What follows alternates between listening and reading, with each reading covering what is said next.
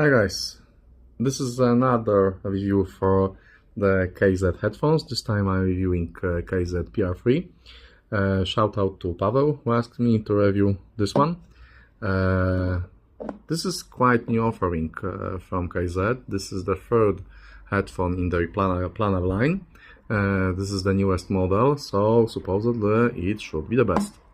I got it for like a bit less than $40, so they are not exactly cheap, but in the planar realm they are not expensive either. I think that at the moment these are the cheapest pure planar drivers that are available on the market. If I'm wrong, correct me in the comments. But I think these are the cheapest right now. So I had quite a big expectation for the sound quality of these headphones, because I love planar sound. I love planar electrostatic sound. I love this airiness, this openness, this great sound staging that usually this kind of driver provides. So I got them.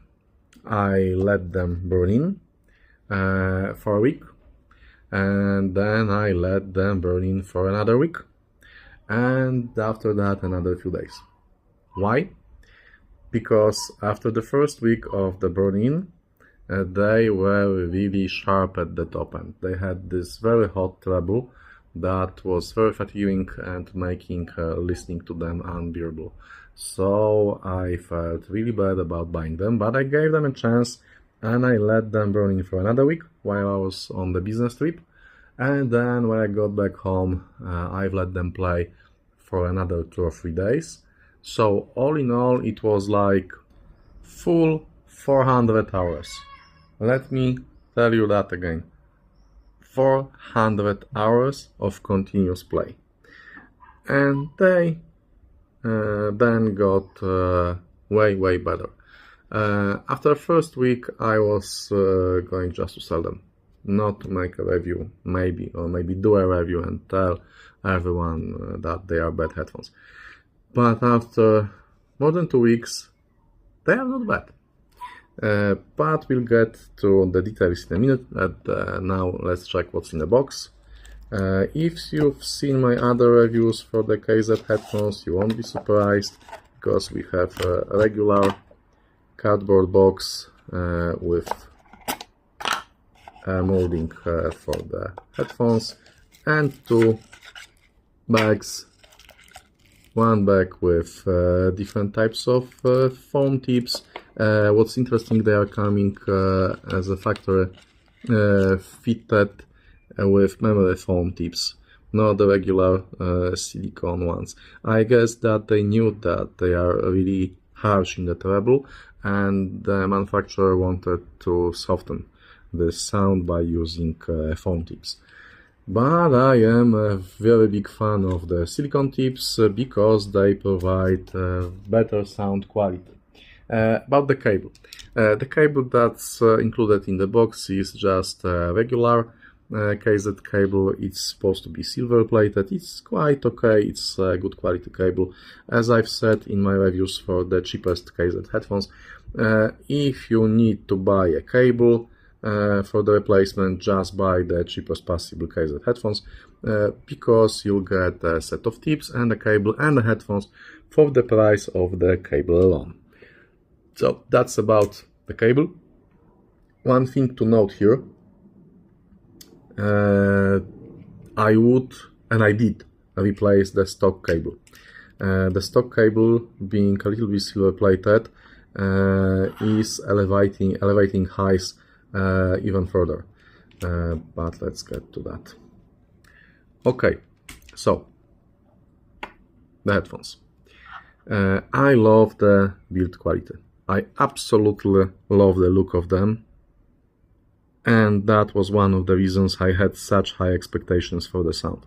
I was thinking, maybe it's stupid, but I was thinking that if the designer created such a beautiful industrial design, they have to play well. They have to match the look.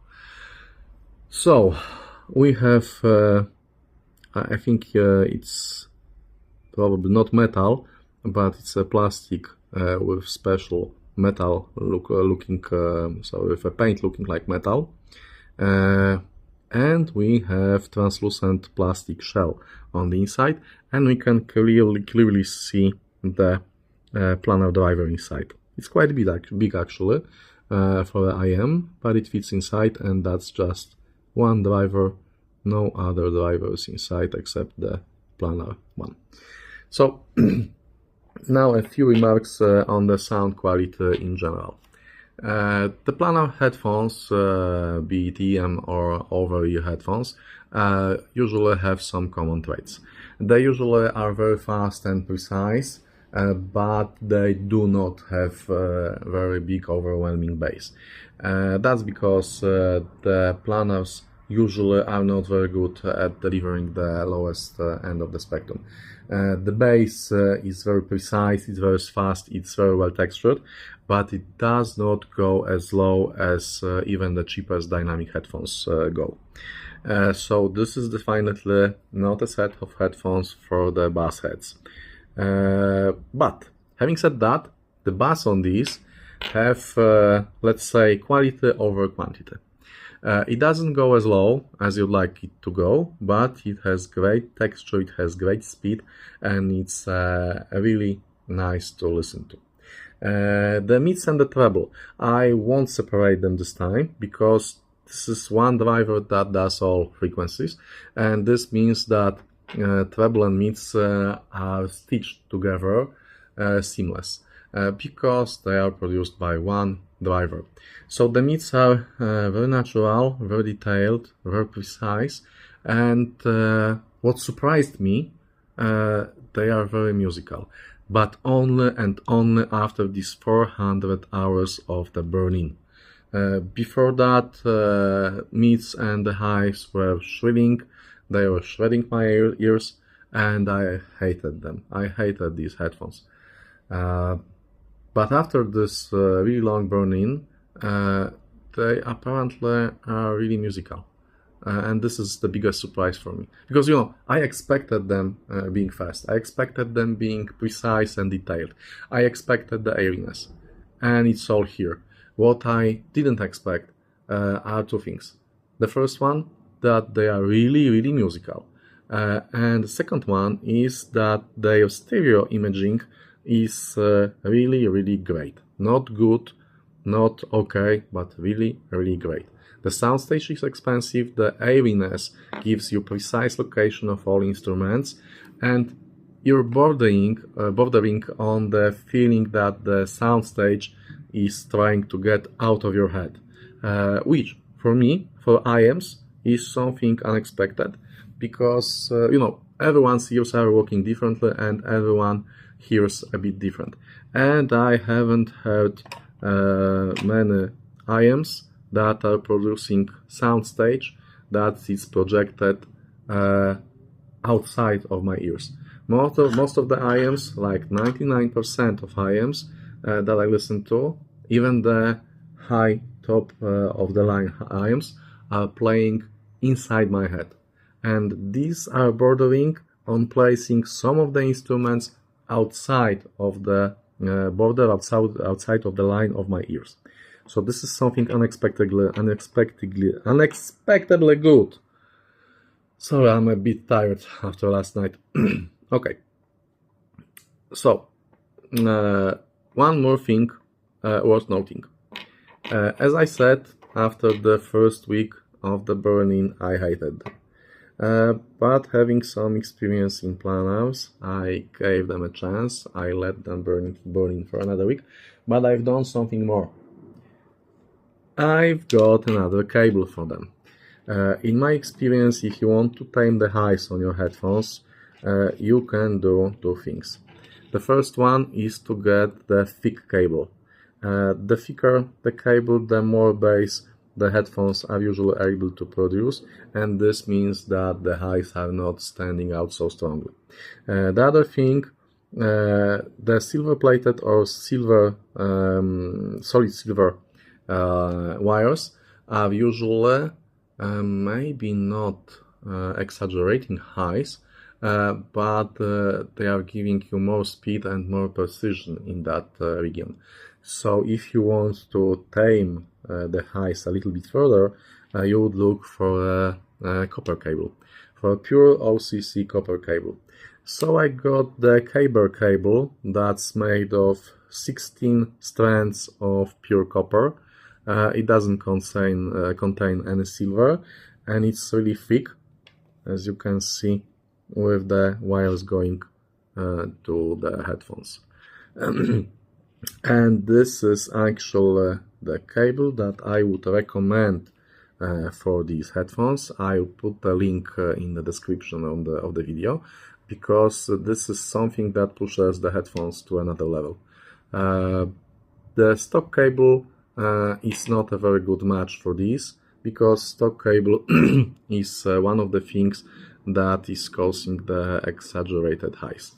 As you can see, I got the balanced version of the cable, and if you are able to drive these in balanced way, this would be my highest recommendation. Drive them with 2.5 balanced jack or XLR, or 4.4mm XLR jack, not XLR balanced jack, because you will then hear how good they can actually sound. The cable is less than $10, which pushes the price for the whole set to something like $50. Okay, what's more? Okay, one thing more. The planar drivers are very precise, and they are characterized by, usually they are characterized by the very low distortion levels. What does it mean in practice? Of course, not only the clean sound, but the thing is that the headphones that are distorting in a very small way can be pushed with the equalizer. So you can cure the weak bass on this by using parametrical equalizer in your player, and this brings the whole spectrum to the flat level. So you can remedy one of the problems with the planar technology, which is weak bass, with equalizing the headphones. So when you buy them out of the box, they will be terrible. You won't like them. I admire about 700 people that made comments on AliExpress offer on these headphones. These 700 people that actually bought the headphones, and they were saying that these are great out of the box. No, they're not. Out of the box they sound terrible, and you'll want to throw them away or pass them to someone else. But don't do that. Let them burn for 2 weeks. Just connect them to something playing and let them play your music for 2 weeks in a row. You won't regret that. The second thing, equalize the bass, if you can. Then you'll learn that they can actually produce deep and thundering bass if you let them by equalizing your sound. And the last thing, and the very, very important thing, replace the cable with something thick and made of copper. And this way you'll have amazingly performing headphones for just a fraction of the costs of other planar offerings. Because let's be honest, $50 for planar amps, including balanced cable, is a steal.